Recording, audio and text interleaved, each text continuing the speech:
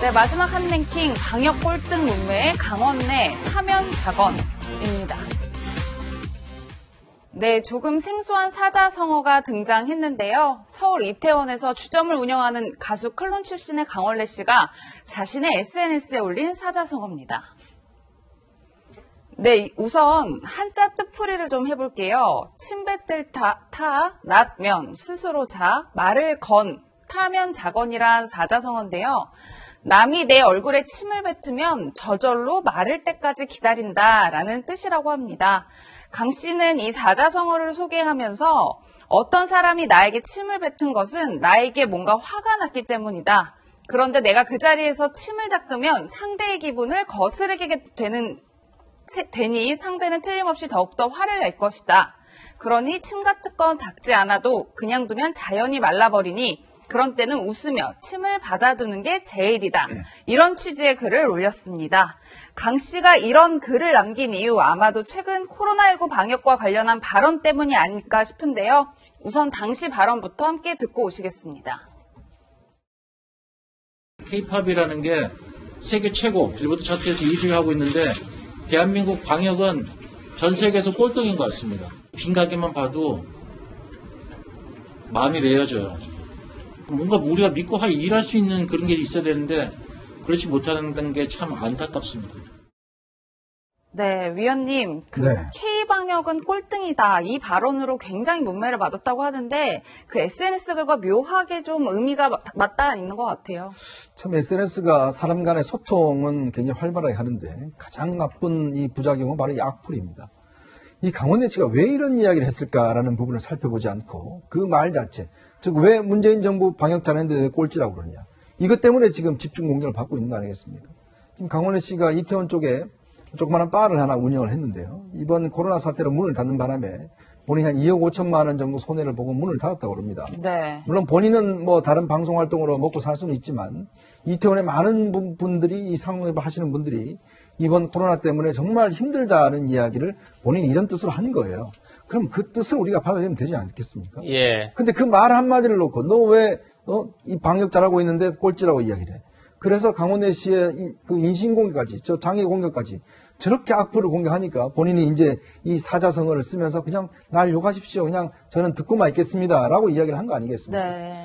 본인이 얼마나 상처가 되겠습니까? 그리고 또 본인이 지금 또 이 같이 하는 분들이 많은 어려움을 겪고 있고 그걸 정말 어떻게 하소연을 하고 있는 상황인데 그 마음을 이해하는 건 차치하고 이렇게 어떤 욕설을 하고 있다는 거 저는 참 그 댓글을 단 분들 정말 한번 다시 한번 이 용어를 한번 생각해 보시길 바랍니다. 네. 네. 강원래 씨는 장애인 비하 발언에 자녀를 언급한 욕까지 들었다고 하는데요. 직접 들어보시죠. 여러 사람들이 이야기를 듣다 보니까 저도 감정이 격해져가지고 빌보드 차트는 1위인데 대한민국 방역은 꼴찌다 이렇게 좀 과격한 표현을 쓴 것 같아요. 진짜 잘못한 건데 그만큼 자영업자들이 처절하게 버티고 있다라는 거, 더 많은 알바생들이라든가 뭐 주방에서 일하시는 분들이라든가 많은 사람들이 힘들어하고 있다라는 거. 그런데 그런 부분에 있어서 내가 마치 특정 정치인을 지지해서 정부에 대해서 욕을 한다 뭐 이런 거는 아니었거든요. 장애인이니까 한다라는 심지어는 우리 애까지 욕하면서 그런 부분에 과격한 표현은 좀 그렇죠. 네, 강원래 씨의 아내인 김송 씨도 SNS 악성 메시지에 시달리고 있다 이렇게 호소했는데요. 내용을 보면 정말 무섭다는 생각이 듭니다. 네. 차마 읽어드릴 수가 없는데 장애인 돌보느라 고생하지 마시고 이런 내용도 쭉 있습니다. 세금만 아깝다 이런 표현도 있는데 김광삼 변호사님, 지금 이렇게 악성 메시지를 보낸 20대가 검찰에 송치됐다 이런 소식이 전해오고 있어요. 근데 예, 돈을 이분이 왜 이렇게 악플 달았나 물어봤더니 돈을 쉽게 버는 것 같아 악플을 보냈다. 또 이렇게 답을 해서 굉장히 또 공분을 사고 있는데 어떤 처벌을 받게 되는 겁니까? 일단은 뭐 모욕죄가 되겠죠. 예. 모욕죄 자체도 일반적으로 이제 벌금형으로 끝나거든요. 근데 내용을 보면 이게 정도가 좀 지나쳐요. 예. 더군다나 생명에 관한 얘기도 나오고 장애인에 관한 얘기도 나오고요. 그래서 아마 그냥 벌금형으로 처벌하지 않을 거예요. 그래서 상당히 중환형으로 처벌받을 가능성이 크다고 보고요.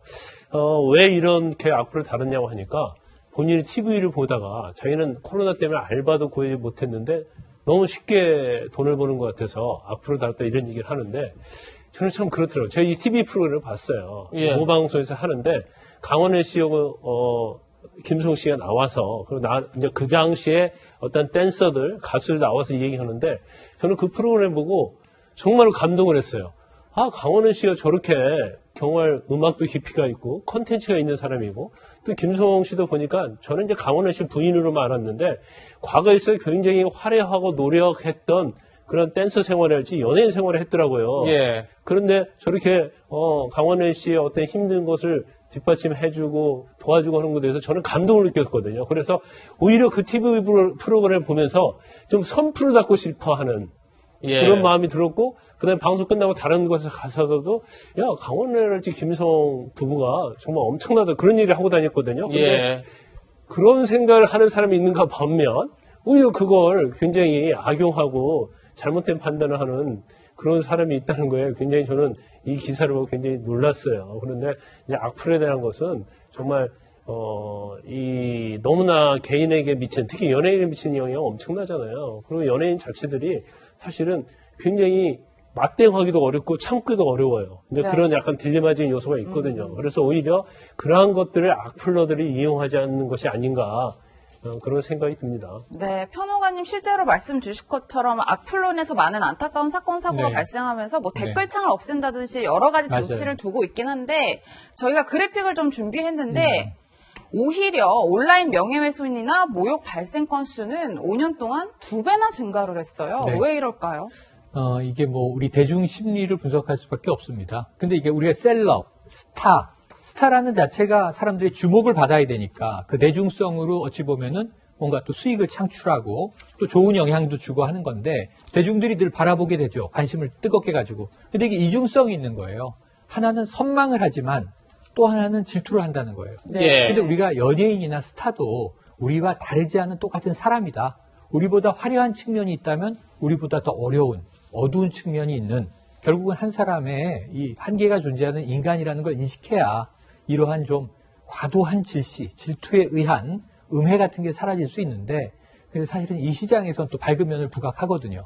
제가 보기에는 우리 집단 지성으로 자정하는 수밖에 없어 보이고 연예인들이 요즘 사실 공인 아니거든요. 예. 아티스트 예술가가 얼마나 그렇게 반듯하게 삽니까? 근데 우리가 마치 정치 지도자에게처럼 반듯한 연예인을 원하면 그 문화예술이 그렇게 창의적이거나 재밌기는 힘들어요. 우리가 조금 관대한 면도 갖춰나가는 고급 문화의 사회를 함께 만들어야 할 필요도 있습니다. 네. 연예계 소식까지 짚어봤습니다. 세 분과는 여기서 인사드리겠습니다. 고맙습니다.